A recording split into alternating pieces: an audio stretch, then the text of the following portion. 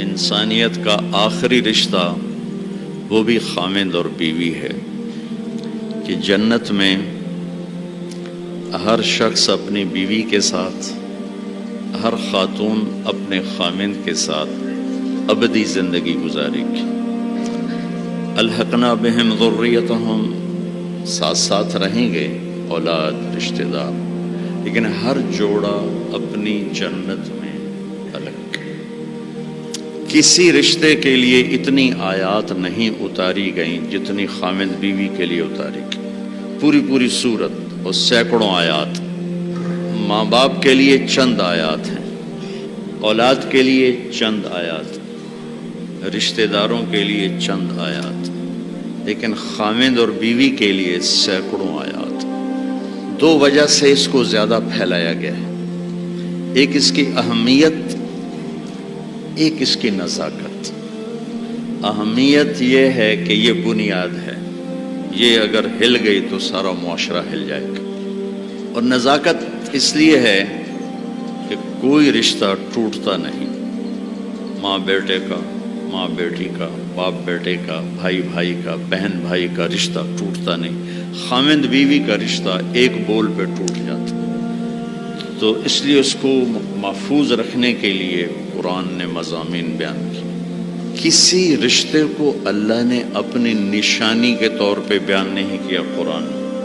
زمین آسمان کو اللہ کہتا میری نشانی ہے، لیکن کسی رشتے کو اللہ نے نہیں کہا کہ میری بہت بڑی نشانی ہے۔ ایک رشتے کو اللہ کہتا ہے کہ یہ بھی میری بہت بڑی نشانی ہے، اور اس کو بڑی نشانیوں میں لے کر آیا۔ میری بہت بڑی نشانی ہے کہ میں نے تمہیں خامد اور بیوی کے رشتے میں جوڑا، اور تین باتیں بتائیں جو کسی رشتے میں نہیں بتائیں۔ تمہیں سکون حاصل ہو، محبت ہو، غم خاری ہو، تین چیزیں اس رشتے میں بتائیں، سکون، محبت، غم خاری۔ تو بھائیو میرے عزیزو، ایک تو میں یہ آپ کے سامنے لانے کی کوشش کی کہ یہ رشتہ بہت اہم ہے، سب سے بڑا رشتہ، سب سے بڑا رشتہ۔ زندگی کیسے گزارنی ہے؟ لفظ نکاح میں پیغام موجود ہے۔ لفظ نکاح عربی ایسی زبان ہے جہاں ہر لفظ جہاں لگایا گیا ہے وہاں پورا پیغام لے کر آتا ہے، پورا پیغام۔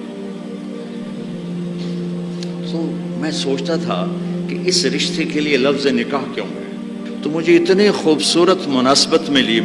نکاح کا مطلب ہے دو چیزوں کا یکجان ہو جانا، دو چیزوں کا یکجان ہو جانا، اور بارش کے پانی کا زمین میں جذب ہو کر یکجان ہو جانا، نیند کا آنکھوں میں اتر کر سلا کے یکجان ہو جانا، مرد کا عورت پہ اعتماد کر کے ایک جان ہو جانا، درخت کی شاخوں کا ایسے آپس میں مل جل کر یکجان ہو کر چھاؤں بنا دینا، یہ ہے لفظ نکاح۔